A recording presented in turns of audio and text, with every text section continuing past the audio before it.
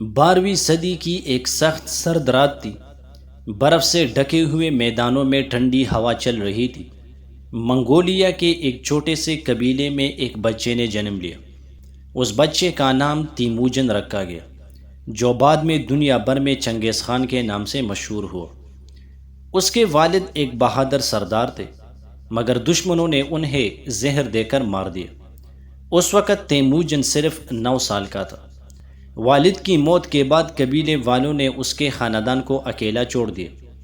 ان کے پاس نہ کانا تھا، نہ مدد کرنے والا کوئی شخص۔ تیموجن کی والدہ نے اپنے بچوں کو صبر اور محنت کا سبق دیا۔ وہ اکثر کہتی تھی، بیٹا، انسان کی اصل طاقت اس کے بازو میں نہیں، اس کے کردار میں ہوتی ہے۔ یہ الفاظ تیموجن کے دل میں بیٹھ گئے، مگر وقت کے ساتھ اس کے دل میں طاقت حاصل کرنے کی شدید خواہش پیدا ہو گئی۔ تیموجن نے بچپن میں بہت مشکلات دیکھی۔ کبھی کئی دن بھوکا رہتا، کبھی جنگل میں شکار کر کے اپنے بہن بھائیوں کو کھلاتا۔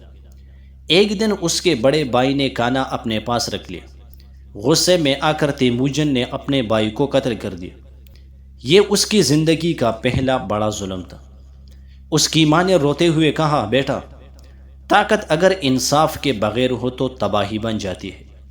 مگر تیموجن کے دل میں طاقت کی آگ بھڑک چکی تھی۔ کچھ عرصے بعد دشمن قبیلے نے تیموجن کو قید کر لیا۔ اس کے ہاتھوں میں لکڑی کی بیڑیاں ڈال دی گئی۔ وہ ذلت برداشت کرتا رہا۔ ایک رات اس نے ہمت کی، بیڑیاں توڑی اور بھاگ نکلا۔ ایک غریب کسان نے اسے اپنے گھر میں چھپا لیا۔ کسان نے کہا، بیٹا، یاد رکھنا، اگر تم کبھی طاقتور بنو تو کمزوروں پر ظلم نہ کرنا۔ تیموجن نے سر ہلایا، مگر قسمت نے اس کے لیے کچھ اور لکھ رکھا تھا۔ جوانی میں تیموجن نے اپنے ارد گرد لوگوں کو جمع کرنا شروع کیا۔ وہ بہادری دکھاتا، جنگ جیتتا اور لوگوں کا اعتماد حاصل کرتا۔ اس کی ایک خوبی یہ تھی کہ وہ قابل لوگوں کو ان کے ہنر کے مطابق ذمہ داری دیتا۔ اسی وجہ سے بہت سے لوگ اس کے ساتھ شامل ہوتے گئے۔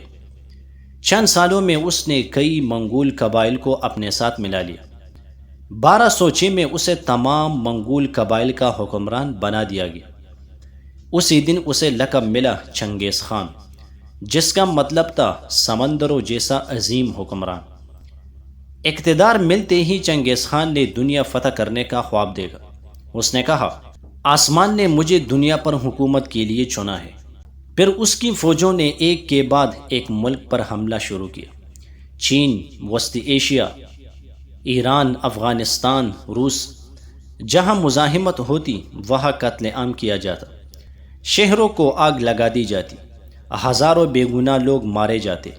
بعض مورخین لکھتے ہیں کہ اس کی جنگوں میں لاکھوں انسان مارے گئے۔ جب چنگیز خان نے بخارا پر حملہ کیا تو شہر کے لوگ خوفزدہ تھے۔ شہر فتح ہونے کے بعد وہ مسجد میں داخل ہوا۔ اس نے لوگوں سے کہا، اگر تم نے بڑے گناہ نہ کیے ہوتے تو خدا تم پر میرے جیسا عذاب نہ بھیجتا۔ پھر شہر لوٹ لیا گیا، بے شمار لوگ مارے گئے۔ ایک بوڑھا عالم یہ سب دیکھ کر بولا، ظلم وقتی کامیابی دے سکتا ہے مگر ہمیشہ نہیں رہتا۔ یہ الفاظ شاید چنگیز خان نے سنے مگر ان پر غور نہ کیا۔ وقت گزرتا گیا۔ چنگیز خان کی سلطنت دنیا کی سب سے بڑی سلطنت بن گئی۔ اس کے سامنے بڑے بڑے بادشاہ جھکتے تھے، مگر جتنا اقتدار بڑھتا گیا اتنا غرور بھی بڑھتا گیا۔ اسے لگنے لگا کہ دنیا میں کوئی اسے شکست نہیں دے سکتا۔ ایک درویش نے اس سے کہا، اے بادشاہ، ہر طاقت کا ایک دن خاتمہ ہوتا ہے۔ چنگیز خان نے ہنس کر بولا، مجھے کوئی ختم نہیں کر سکتا۔ یہ غرور اکثر انسان کی تباہی کا آغاز ہوتا ہے۔ 1227 میں چنگیز خان ایک مہم پر تھا۔ اچانک وہ شدید بیمار ہو گیا۔ دن بدن اس کی حالت خراب ہوتی گئی۔ اب وہی شخص جو دنیا کو فتح کرنا چاہتا تھا اپنے بستر سے اٹھ نہیں سکتا تھا۔ اس نے اپنے بیٹوں کو بلایا، کمزور آواز میں کہا، میں نے دنیا جیتی مگر موت کو نہیں ہرا سکا۔ یہ کہتے ہوئے اس کی آنکھوں میں خاموشی اتر آئی۔ چند لمحوں بعد وہ مر گیا۔ اس کی موت کی خبر کئی دنوں تک چھپائی گئی۔ چنگیز خان مر گیا، نہ اس کے ساتھ خزانے گئے، نہ لشکر، نہ سلطنت، صرف اعمال اس کے ساتھ گئے۔ اس کی قبر آج بھی یقینی طور پر معلوم نہیں۔ دنیا فتح کرنے والا انسان آخر کار مٹی میں چپ گیا۔ یہی دنیا کی حقیقت ہے۔ چنگیز خان کی زندگی ہمیں کئی سبق دیتی ہے۔ مشکل حالات انسان کو طاقتور بنا سکتے ہیں۔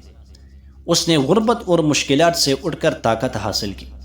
طاقت اگر انصاف کے بغیر ہو تو ظلم بن جاتی ہے۔ طاقت کا صحیح استعمال ضروری ہے۔ غرور انسان کو اندھا کر دیتا ہے۔ جب انسان خود کو سب سے بڑا سمجھنے لگے تو زوال شروع ہو جاتا ہے۔ دنیا کی ہر طاقت عارضی ہے۔ آخر کار ہر بادشاہ کو مرنا ہے۔ اصل کامیابی اچھے اعمال ہے۔ دنیاوی فتوحات نہیں بلکہ نیکی انسان کو ہمیشہ زندہ رکھتی ہے۔